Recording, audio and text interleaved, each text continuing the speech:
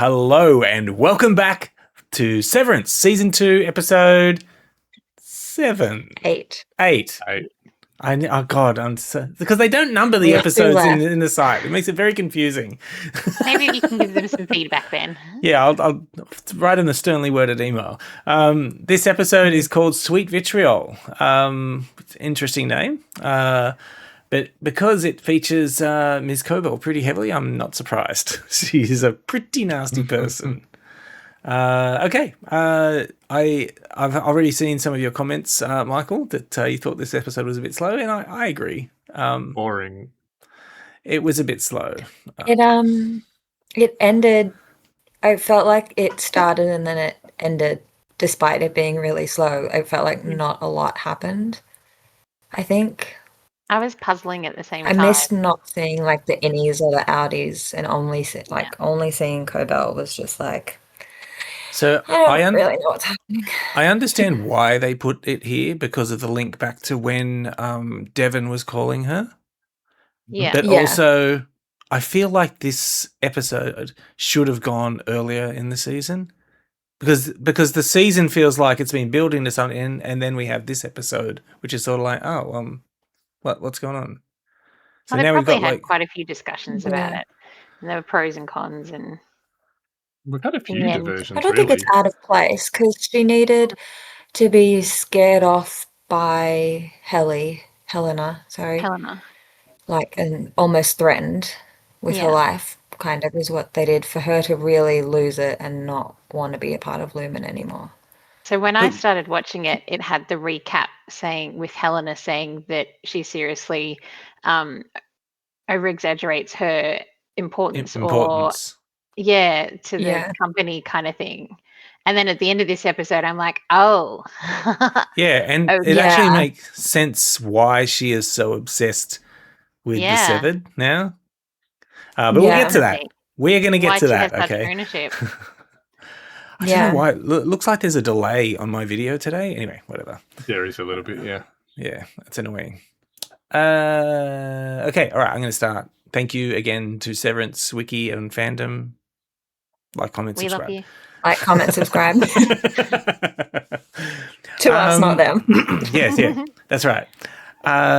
So the episode begins, we see Ms. Cobell driving along a winding mountain road to Salt's Neck, which we find out is actually her hometown. Before we sort of guessed the sign, I thought, that's a harbour in a cold place. Yeah. But no. I don't Cold get harbour, it. Ben. Oh, sorry. I'm a bit slow. Sorry, I've been in a car for 8 hours today, so I might be a little bit slow today. We see Ms. Cobell brushing her teeth on the side of the road, and she notices someone in a broken down trailer. I'm assuming like it's some drug addict or something, inhaling. It says here, inhaling ether. Looked like he was huffing. Yeah, it looked like he was huffing. Just not from a can. He took a bit too much and passed from out. a bag. Yeah, her phone rings.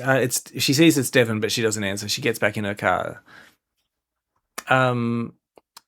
We see a guy eating at the Drippy Pot Cafe and talking to another person about someone flipping a snowplow.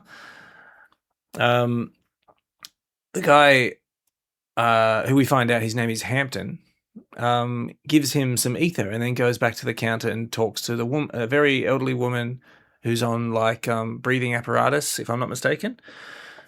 Her name is Rose. Huffing. He says, "I like your new hairdo." It's just little things that are just like weird in this show and make no difference whatsoever so far. We see Ms. Cobell feel a bit more personable. Yes. We see Ms. Cobell pull up at the Drippy Pot and she goes inside. Everyone turns to look at her.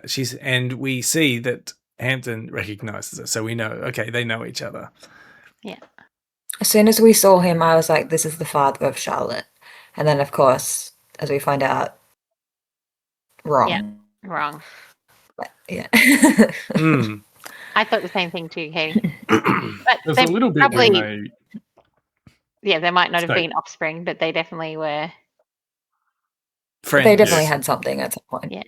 When they said Sissy, I wondered whether or not he might have been her brother for a little bit. until it was obvious that until we met Sissy. Yeah.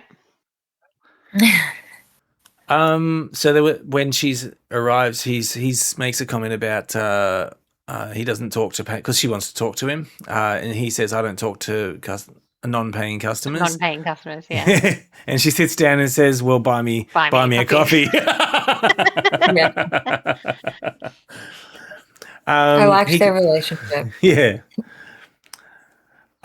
He comes over and asks if she wants a coffee, and she says she doesn't. Oh, that's right. And then that's when he says the tables are for paying customers. And then she says, if that's the case, buy me a cup of coffee. He pours her a coffee, and she says the town is older than she remembered. He says the market readjustment caused that. She needs a favor from him, but she can't tell him there. She asks him to meet her at the factory and leaves the factory. Hampton asks Dot, it says here, to close up for him and leaves. He tells someone. He doesn't ask. Yeah. Yeah, log up for me. Yeah. We see him drive out to a factory, which is written here that it's the ether factory. And everything just looks really run down. And yeah, the whole place looks completely run down. And we see nearly nobody this whole time. And they're all old. Yes. Yeah. All the young people have moved away. He parks his truck facing Ms. Cobal's car. They get out of their cars, and he asks if she knows how messed up it is to ask him to come there. She asks him to drive her to Sissy's. He says no. If they're watching the house, they'll recognise her car, she says. He asks how much trouble she's in, and she says enough. Sissy still lives by the mine, as Cobell assumed, and she's a pariah. Ms. Cobell says he can stay in the truck, but she needs to get something. He asks why he should help her with anything. She says they were friends once and old colleagues lift each other up. It's like, it sounds like such a Lumen thing. Where was I? Oh yeah, he says it was child labour, and Ms. Coble reminds him of Keir and Imogen meeting each other at the ether mill. And she knows Hampton is using ether. Ms. Coble says he can help her or not, but she won't be his emotional punching bag. And he also the child labour thing didn't sink in until later. Yeah. I thought they were witnessing child labour. Yeah, it's not clear exactly what she meant by that statement immediately. Yeah. But yeah, she's being literal by the sounds of it. We see he's decided to drive her to Sissy's, and Sissy's is out near a lighthouse, if I'm not mistaken, like sort of in a spot that's hard to get to. Was that right? I saw a lighthouse. I had a really hard time seeing a lot of this episode. Yeah. It was quite dark. But yeah, it did look remote. You're right. And Miss Coble's hiding under a something in the truck of his in the bed of his truck. Her phone rings again, and she ignores Devon again. When he gets to Sissy's, he tells Miss Coble it's clear and helps her climb out. She walks up to the door, and Hampton tells her to tell Sissy to drop dead. A lot of love there. Sissy opens the door. She's an older woman as Miss Coble approaches and tells her, "You're not welcome here," but Miss Coble just ignores her and walks inside anyway. I love it. Yeah. She goes upstairs and finds her old bedroom bare, stripped of her belongings. Sissy threatens to call the police. She doesn't want Hampton there either, calling out his addiction to ether. Ms. Coble reminds her that she's the one who got him addicted in the first place, which is interesting. Interesting comment. Sissy looks out the window at Hampton and asks Miss Coble to come down and tell her why she's there. Miss Coble tries to enter another room but finds it locked. She goes downstairs, and asks Sissy what she did with her things. Sissy admits she sold them to the poor. Ms. Coble says they weren't hers to sell, but it's Sissy's house. Ms. Coble asks if anyone has been there, and Sissy tells her no one comes there. Ms. Coble asks about phone calls, and Sissy says Mr. Drummond called. Ms. Coble asks, there's a lot of Ms. Coble asks here, what he wanted, and Sissy asks what Ms. Coble did. Ms. Coble pulls out the phone cord from the wall of the phone and asks for the key to her mother's room. And this is when I'm like, oh, so that room belonged to her mother, all right? There was a sign outside it when she found out the door was locked that said Charlotte on it. I made Mum read it to me because she could see it. I couldn't see the sign. That's okay. Yeah, the plaque. Yeah. The plaque. Sissy says the room will stay shut until everyone who remembers Charlotte sits with Keir. Ms. Coble asks again for the key, but Sissy refuses to fight with Ms. Coble. Ms. Coble asks what her mother's last words were. She knows Charlotte said nothing after Sissy pulled her tube out. Sissy slaps Ms. Coble in the face, and I'm like, whoa, okay, that's some serious business. You're like rolling the dice doing that. I didn't catch her name. I have a question. Charlotte. Was that on the only door. on the sign, was it? Yeah. Okay. On the sign, I could see Sissy somewhere on the plaque, but I couldn't see. I didn't It bother said to pause Sissy it and then or it go said back. Charlotte. Yeah, and as soon as it said, I read which made me think Sissy was Charlotte, so I was a little confused for a minute there. But Charlotte was I'm also thinking they're what sisters. was previously on the wristband or whatever, The right? hospital thing. Yeah, Well, with as we the now found out, it was the plastic. throat tube. Yeah. What we soon find out. Yes. This is a silly question, because I know she's calling her Sissy. Do you think they're sisters? Charlotte and Sissy are sisters, I reckon. I did think so, but it could be just in a... I'd have to go back. Oh, okay, not Cobell and No, Sissy. I don't think they're sisters, no. Okay. Oh, sorry. Oh, okay, I misunderstood your question. I wondered I thought Sissy and Cobell were. You think Sissy and Cobell are sisters? Oh, that's what I had thought, yeah. I will say, it does have Sissy's full name here. It says Celestine Sissy Cobell. Right, okay, so she could be an aunt or sister. Yeah. Oh, actually, no. She'd be a daughter because they have the same last name. She would have married the same man otherwise. Well, if we're assuming they're traditional, which I think we are. I didn't. So you know what? I'll be completely honest. Harmony's mum and Sissy are sisters. Is that what you're saying? I think no, that's what we're saying. Harmony and Sissy are sisters. Oh, no, okay. I reckon other way around. That's what I had assumed. I reckon Harmony was out of wedlock. None of this occurred to me. Am I dumb? No. So I reckon Harmony's Cobell because she got married out of wedlock. Because Harmony's mum had her really without a husband. And so they kept the same surnames. Did they say that elsewhere, or no? I'm just putting things together. Yeah, Sissy says about Charlotte. I don't think we can assume that they're sisters, but it's possible. She's a bit spiteful to not be for Charlotte. Sorry, Sissy is a bit spiteful towards Charlotte for her not to be her sister. I don't think a daughter would necessarily act like that. Sissy is very spiteful. It would make a little bit more sense why she says child the way she did. I'm not saying that sister couldn't say that, but I mean, she could just be an auntie who never married. I'm an auntie who never married. Yep, there you go. It's possible. I just assumed that Cobell was the married name of the mother. So that's why I was like, oh, Sissy can't be related because... Yeah. Where I thought that because of what Sissy says about Charlotte later, that Charlotte was married. Yeah. Okay. And I think you're more likely to call an... I don't know. Carry on. I don't know. Okay, no worries. I just have to find where I was again.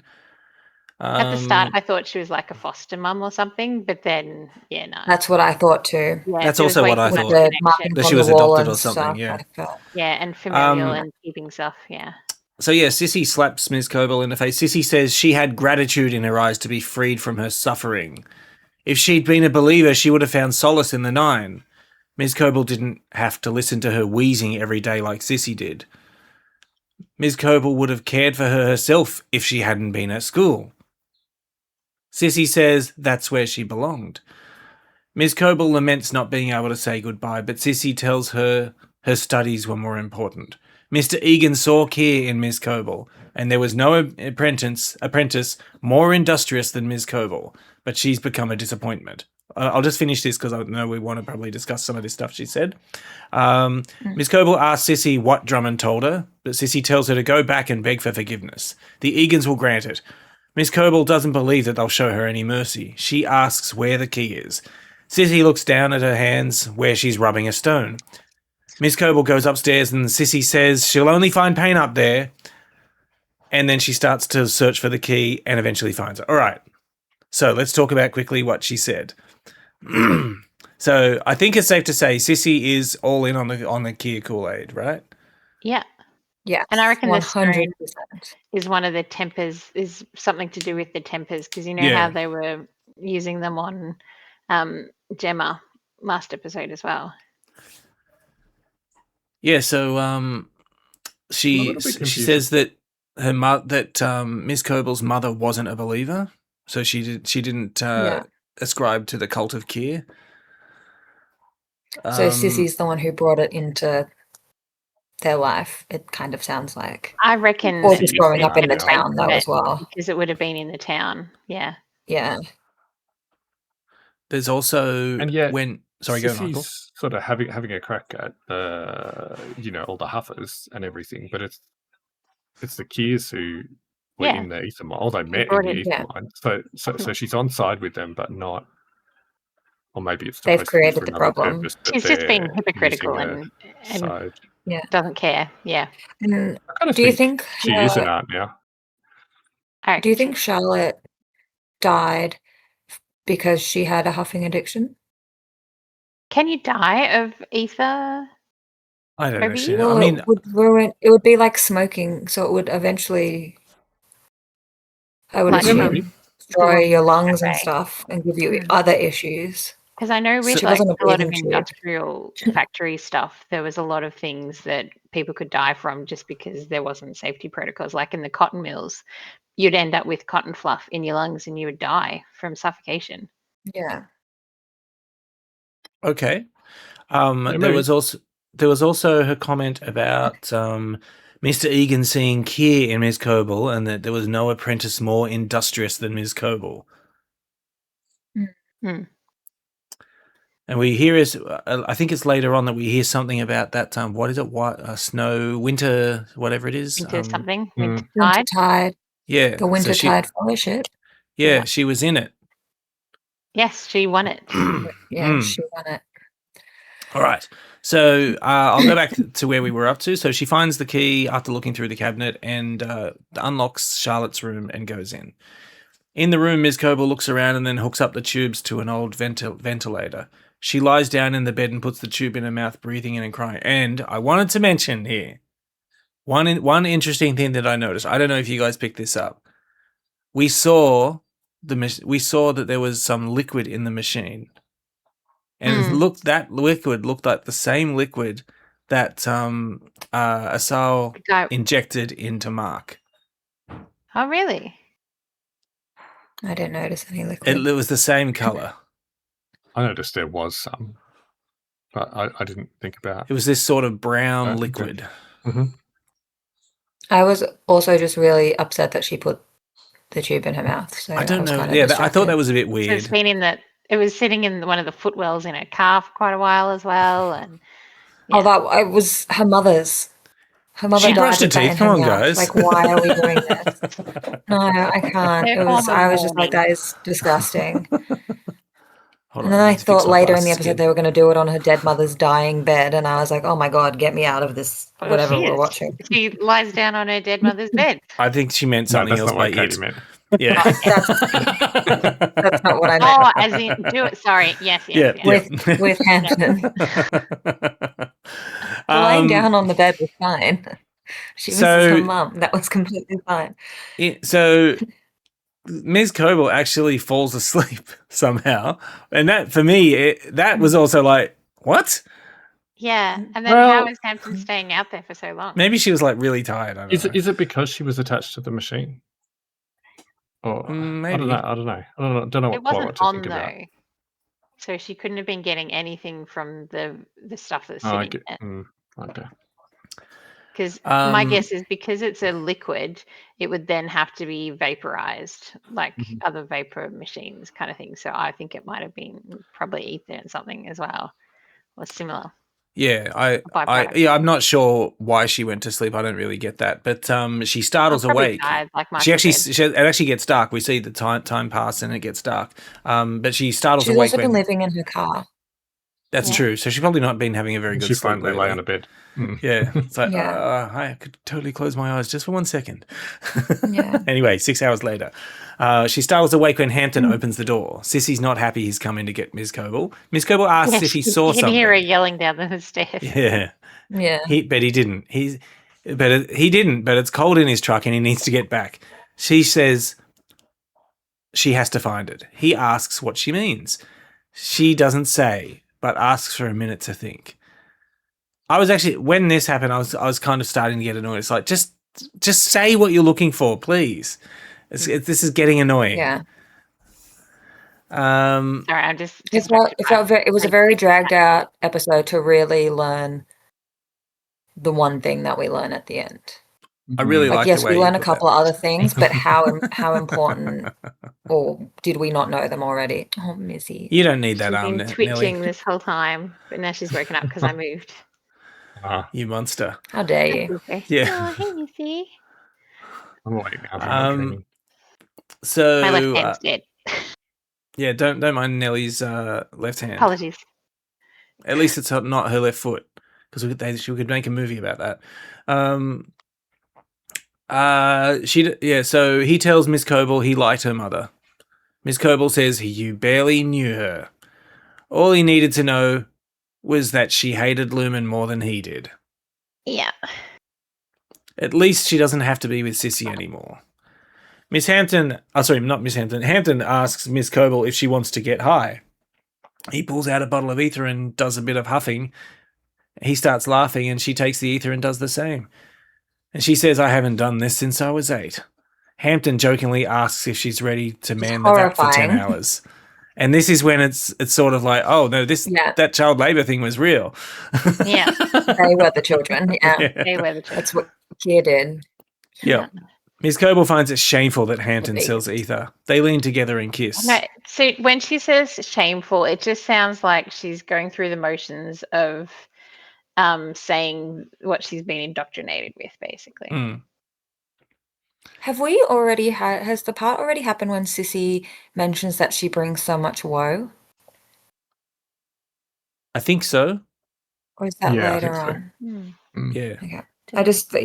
It was an interesting word choice. Like she's using the tempers. Yep. Oh, she's all in. She's full. Yeah, woman. she's 100% in. Yeah. So Hampton doesn't think what she's looking for is there. Miss Coble knows Sissy wouldn't throw it away. And then she sort of has a bright idea. She says, wait. And she walks outside with Hampton following, and Miss Coble enters the storm shelter on the property and looks around. It looks like more of a cold storage as well. Where you'd keep your meats. Yeah. And just store. Oh, I assume storm shelter as well, just from kind of the location they were in and stuff.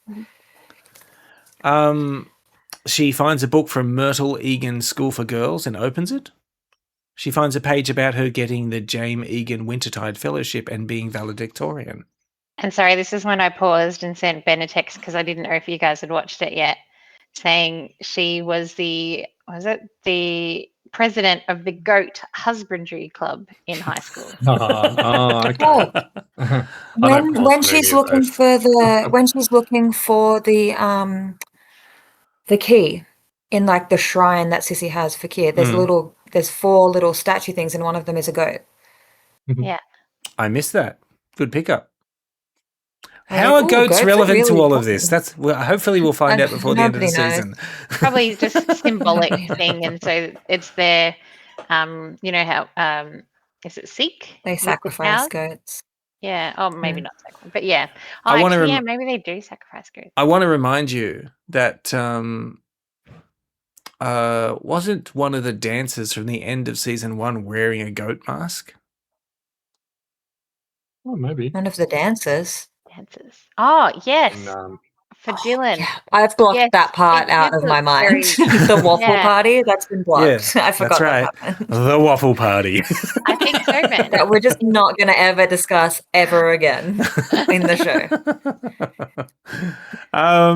Okay, so she closes the book and continues searching. Then she finds a bust of James Egan given to her as a reward for the fellowship. She opens the bottom of the bust and pulls out a rolled up book. Sorry, is it Jamie? James. Or James? James. No S. No I. No I-E. It's stupid. That is an E. J. Oh yeah, but I think it's J-A-M-E. James without the S. Okay. Yeah. Sorry. James without the S. I think of it as James without the S. Yep. Yeah. She exits the shelter and tells Hampton to get the truck ready, ignoring his question if she found what she was looking for. Ms. Coble goes back into Sissy's house. She tells Sissy she's leaving and not to tell Lumen she was there. Sissy says she'd never lie to a steward of the Egans. Ms. Coble tells her Lumen destroyed Salt's Neck and Sissy owes them nothing. Sissy says the town was nothing before the factory and asks Ms. Coble about her own employment there. Everything she has, she owes to the Egans. Ms. Coble says it's hers, her designs. She shows, there's a lot of S's here, sorry. She shows Sissy her original designs for the Severance chip, which was like, whoa, okay, that's out of nowhere. Could we have had that like maybe earlier in the episode? That was a very, very big reveal. Yeah. Yeah. So she's the brain and the behind only one of the episode. technology. Yeah, this is basically the big reveal of the episode. There was other stuff as well, but I'm not sure how relevant it is to the main plot. This seems like world building kind of stuff. Yeah. Yeah. It It does sort of come out of nowhere a little bit. Like nothing about her previous job or anything really indicated that she was except her doing that kind of work or anything. Doing that kind of work. Yeah. I reckon. I mean, maybe they were already sidelining her to minimize her contribution. I think so, just to remove her from being connected to it again. I think probably. So Sissy They were says, also scared of her. So why? Oh, because she they could know maybe that replicate she it created elsewhere. it. There's a claim. Yeah. She also has a claim on it. Definitely. So Sissy says James Egan was the inventor. Ms. Coble says, I've heard that. It's very funny when she says that. Sissy flips through Miss Coble's work, which details everything. And I think when she sees as soon as it went into her hands, I'm like, no, don't give it to her. She's going to chuck it. Yeah, I know. Same. I was like, there's an open flame right there. Yes. Are we dumb? The irony is that Sissy says this is extraordinary and asks why Miss Coble never spoke of it. And I thought, oh, she's turning around. No. I forgot she's a believer. Yeah, it felt like she was though a little bit, and then obviously not. Surprised, but then was going through all the complications in her head of what could happen if this gets out, kind of thing. Yeah. Sorry, Michael. Why does Sissy hate Harmony so much? Because I don't know. I don't think she hates her. Well, not hate her, but why are they so opposed? She's fallen away. I think they're opposed now because she knows she's fallen out of grace. In Lumen. I also think she's not only because she's fallen in Lumen. Yeah, because Mr. Drummond called and said that she's done some told bad her things. stuff. Yeah, and so I think that's why she's treating her this way. I also think she's that's a bit why she was righteous afraid to go there. And she would just treat everyone sort of crap as well. Yeah. Longer ago than that. I didn't know. I reckon more that Harmony was upset because of what Sissy pulling the tube, and that was the long-standing thing, and that they fell out from there. For the mum. Oh, definitely. Yeah. And she probably didn't treat her very well, and the relationship was probably really strained when they probably raised her, right? Yeah, after her mother. She was obviously working. I don't know how long that her mother could have ago. been. I don't know. She just seems real. Given that they've got some of the same background in what they believe in, I just don't quite get why she's so. Well, one's obviously been kicked to the side, and the other one just is holding on to, I don't know, drinking the Kool-Aid kind of thing. Faith. Yeah. Mm-hmm. Yeah. She wasn't the chosen one, maybe. Yeah, this recording is going to be really interesting because there are some times when you guys, at least on my side, are like completely talking over each other. Sorry. No, it's okay. I think it's Discord. I think I'm delayed. It's all of us. I think I'm delayed though as well, which is the issue. Yeah, I don't think it's one of us. It's all of us. So I think there's just issues with Discord again, like we had with that recording from before. You need to format your PC, Ben. You reckon? I can do it tonight. I'll do it right now. We finished before you said it. Yeah, I'm just doing it now. Oh, I'm disconnected now. So point of fact, there's no electricity in that house either. That's a good point. Yes. He came in with a lantern. Mm-hmm. Yeah. And you to come in with the oil lamps on the walls and stuff as well. And then there's the fire. Yeah. So Ms. Coble explains she was told Kier's knowledge is for all and she'd be banished if she sought credit. Sissy moves to put the plans in the fire, but Ms. Coble wrestles them away from her. She says she hopes Sissy dies as painfully as Charlotte did. And then Sissy tells Ms. Coble that Charlotte removed the tube, not her. So she wanted to die. Yeah. But she's obviously just wanted to make Harmony hurt just as much as she's obviously not in a nice way. So she wants to make other people hurt too. Yep. And at this point, I was pretty sure. Well, not pretty sure. It was a distinct possibility that she was about to die. Oh, Miss Coble refuses to believe he was about to do something. Yeah. Okay. Bash her over the head with a piece of wood or something. Or maybe not deliberately kill her, but push her in the fire. Yeah. Throw a bucket of water on her.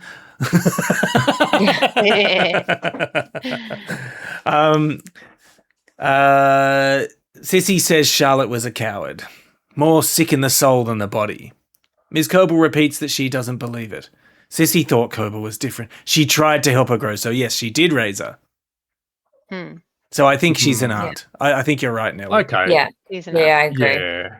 And if she felt that strongly about her being sick in the soul, then maybe it was Harmony. Well, about her sister.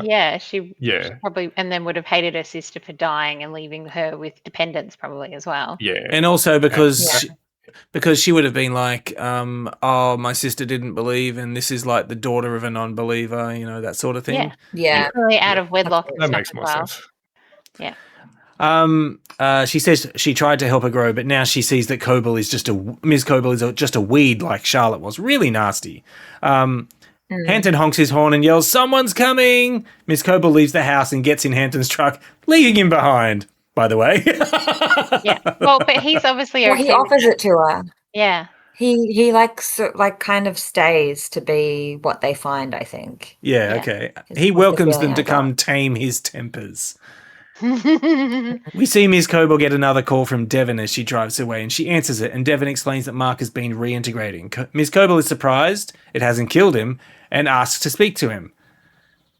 Devon puts Mark on and Ms. Coble asks him to tell her everything. Doesn't she says Ragabi. Yeah. She knows who's done it. Yep. Yeah. And the interesting, and this so much makes sense actually now that we know that Ms. Coble actually created the severance procedure. Yeah. This is why she's been telling them, oh, it is possible, but they wouldn't believe it. But she created it. She knows what's possible and what's not. Yeah. Yeah. I reckon that's why she's also said, I'm surprised he's still alive, because she's like, oh, reversing this is not going to be easy. Sorry, go Nelly. Maybe she worked with Ragabi as well. I think so too. Telling her the process of reversing it.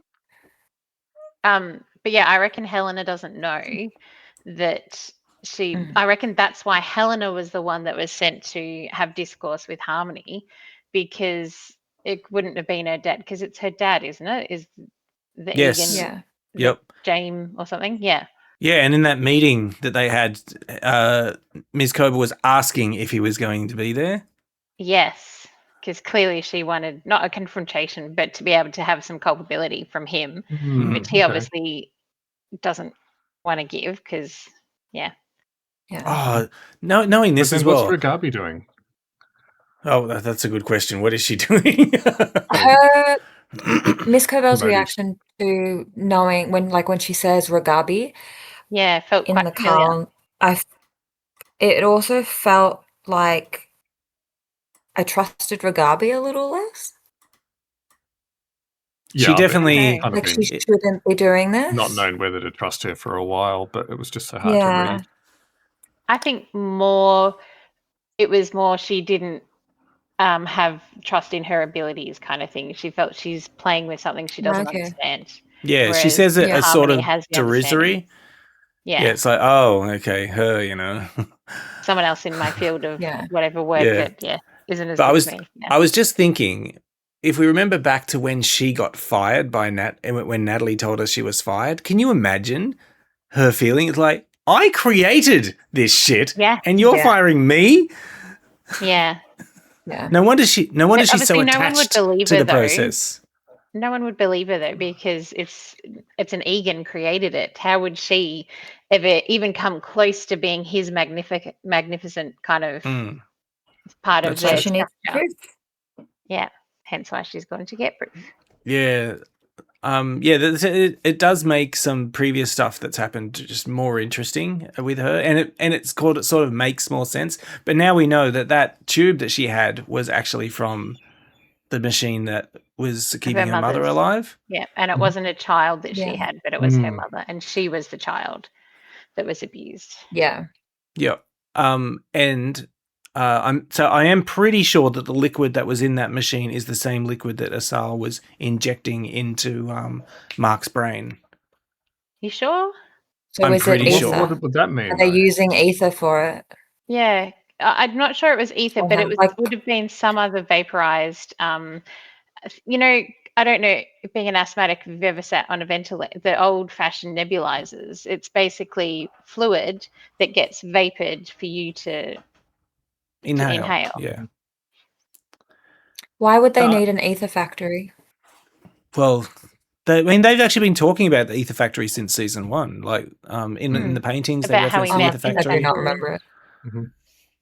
Yeah, so I thought that when they were talking about the ether factories in season 1, I thought that was just like made up lore at the time. But now that we know, I thought it was just their history kind of thing. Yeah, no, but I thought it was just like made up history. I didn't think it was real, because I'm like, ether, like you're talking like really old stuff now. Like ether hasn't been a thing for a very long time. But now we know it actually was a real thing, and there were the ether factories. And we know that Jane met his wife at the ether factory. No, Kia. It was Kia. Oh, Kia, sorry. Yeah, sorry, you're right. And we learned her name, wasn't it? What did he say? She say Ingrid or something? Yeah. Yeah, something like that. It was Imogene. Imogene. Yeah. It was pronounced weird. It was like Imogene or something. Imogene. That was Yeah, people just have to have different sounding names. Isn't Kia the beginning Egan, right? He's the beginning of the Egans. Yes. Yeah. And I reckon there's been 9 Egans, is what they refer to the 9, I think. So you think the factory has been around for that long? Well, that would have been late 1800s or early 1900s in America, which I'm presuming we are. So it would still be at least 100 years past. I guess. Yeah. It's Kia they weren't necessarily parent-child, though, were they? No. We don't necessarily know that it's this specific ether factory that everything's referring to. There's probably multiple ether factories. Yeah. Okay. Yeah, I can't wait to find out that we're on another planet, by the way. Let me just quickly Google about... You know how quickly you'll lose me, Ben, if we're on another planet? From refinement of ether. Yeah, I'm pretty sure ether's not been a thing for quite a while. A very long time. Some of those takeovers in the presidency or whatever could have been a sibling or something like that. Like, they're not all necessarily... Yeah. No, yeah, they don't have to be father-son kind of thing. So people have died from exposure to diethyl ether, primarily through occupational accidents, though, in industrial settings, improper handling leading to explosions, or the intentional inhalation of the substance. Yeah. Okay. Yeah, it would be like smoking. Yeah. It would definitely rot your inside.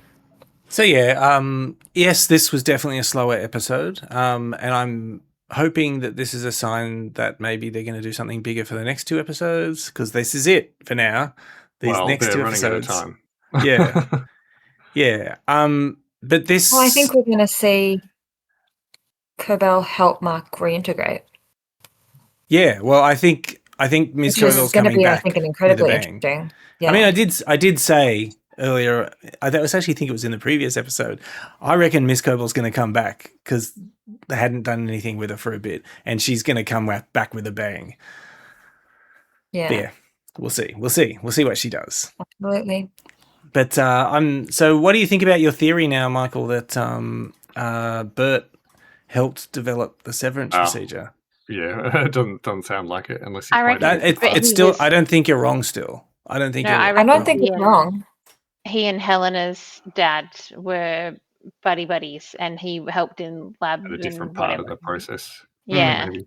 James would have shown him the workings and everything, and then he would have helped make it possible. Yeah, maybe. And figure I reckon out how to he do was it. I think probably one it's of still the a very first- plausible idea. And one of the first voluntary test people to be severed. Imagine maybe that could be why the whole I've done a lot of bad things in my life. 20 years. Yeah. But he might not know it was stolen. Well, maybe once they'd refined it and people were no longer dying from the process, he was the one that volunteered. Can you imagine what Irving is going to feel like if he finds out that Bert was actually the one? Oh, yeah. But anyway. It's not. But Attila is the one that's done it. Yeah. Innie has not. Innie is innocent. Yes, that's true. That's true. But that was the end of the episode, guys. I'm sure the next one is going to be really fantastic. In fact, I'm probably going to watch it tonight. Nelly, if you want to message me. I hope so, because even though some of what you said, makes sense, et cetera, it's losing me.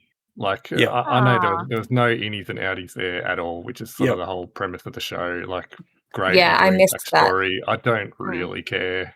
Yeah, I get that they're trying to widen the scope of the show. Yeah. But I'm still more feel like interested. It needed a whole dedicated episode to it. Yeah. It felt like I feel like there could have been flashes back and forth between the office and what she's doing. I don't think it needed to be a whole life. And to go from Gemma's episode, where we've just had so much shoved at us that episode, to then come to this one, where it's all just scenery and cold. Yeah, the third sort of weird episode. Like, we had maybe Gemma's this one and the excursion at 3 of 8. Maybe there was an original edit. I'm sure some people thought it was boring that everything was in corridors in season 1. So, Well, maybe they've got a bigger budget this time around and could do. They definitely have a bigger budget. Maybe there was an original edit where this was the more interesting parts of this were cut into that previous episode. Because then when like Devon is calling her and then we'd see the other side of her calling her. Yeah, okay. I reckon that would have been more interesting. It would have meant having only 9 episodes, which is fine. Because I'm more just be succinct. We don't need to know everybody's backstory, and we don't need to know the universe. It just felt like it was dragging it out. Yeah. Sorry, what was? And it still didn't explain anything about Corbell's obsession with Mark. Yes, it doesn't explain why she was stalking him on the outside. Yes, specifically him. It doesn't make. We don't know why. Yeah, sorry, you were going to say Nelly? Yeah. Oh no, sorry. Okay, all right. Then let's call it there. This is great. I mean, hey guys, I made it back in time to do a recording. Next one is Wednesday. Yeah. All right, we're going to do this week. This is the week that we're going to finish this season. Very excited. Oh, are we? Yep. Yeah. Oh, okay. Right, Sunday. Michael. What? Yeah, Sunday. Yeah. Oh, okay. I thought you were trying to get it done before the weekend, but no, good. Okay. All right. Thank you very much. Until next time, everybody. See ya. Yeah.